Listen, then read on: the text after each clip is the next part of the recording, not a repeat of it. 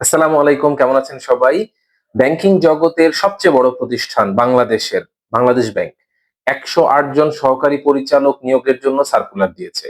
কি আছে সেই সার্কুলারে? কে আবেদন করতে পারবেন? শিক্ষাগত যোগ্যতা কি প্রয়োজন? A to Z জানতে ভিডিওটি পুরোটা দেখুন। এরকম আরো গুরুত্বপূর্ণ তথ্য নিয়মিত পেতে হলে চ্যানেলটি সাবস্ক্রাইব করে রাখুন এবং বেল আইকনটি প্রেস করে রাখুন। গত ২৯শে মার্চ বাংলাদেশ ব্যাংকের হিউম্যান রিসোর্স ডিপার্টমেন্ট থেকে ১০৮ জন সহকারী পরিচালক নিয়োগের জন্য একটি সার্কুলার প্রকাশিত হয়েছে। এই সার্কুলারটি চালু হয়েছে ২৯শে মার্চ থেকে এবং আবেদনের শেষ তারিখ ২৭শে এপ্রিল।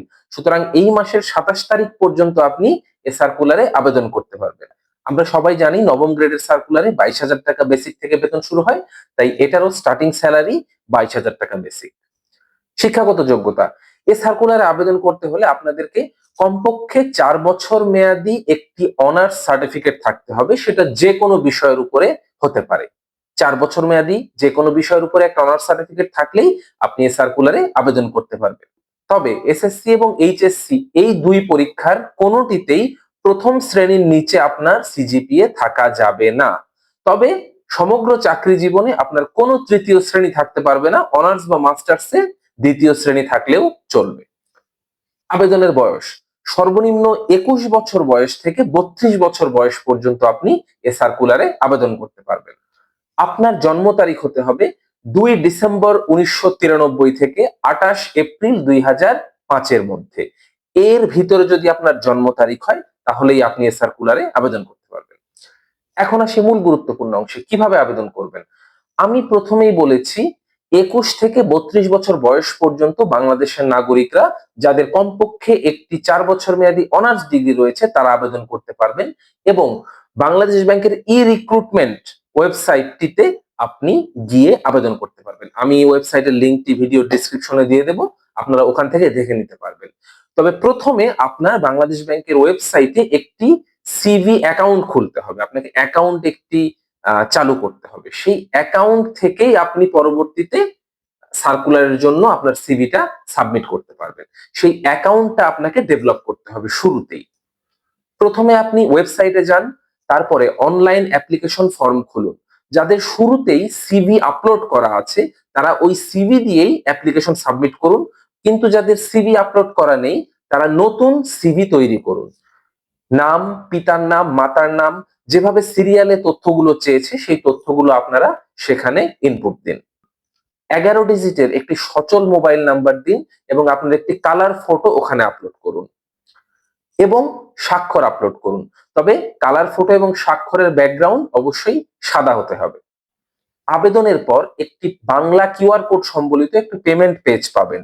সেই পেমেন্ট পেজে গিয়ে ২০০ টাকা আবেদনের ফি জমা দিতে হবে। ফি দেওয়ার পর একটি এসএমএস আসবে। সেই এসএমএস পাওয়ার পরে ওয়েবসাইটে ভেরিফাই পেমেন্ট লিংকে ক্লিক করে আপনি আপনার পেমেন্টটি ভেরিফাই করতে পারবেন। এটি না করলে আবেদন বাতিল হয়ে যাবে এবং আপনি আপনার টাকা ফেরত পাবেন না।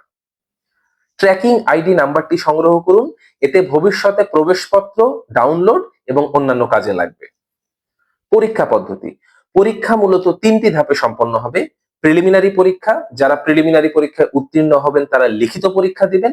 তবে এই প্রিলিমিনারি পরীক্ষায় উত্তীর্ণের পাস মার্ক বাংলাদেশ ব্যাংক নির্ধারণ করবে। লিখিত পরীক্ষায় অবতীর্ণ হওয়ার পরে লিখিত পরীক্ষায় পাশ করলে আপনি ভাইবা দিতে পারবেন। সেই ভাইবার পরেই আপনার চূড়ান্ত ফলাফল হবে। লিখিত পরীক্ষায় উত্তীর্ণ হলে ভাইবায় অংশগ্রহণের জন্য আপনাকে কিছু কাগজ সংগ্রহ করে নিয়ে যেতে হবে।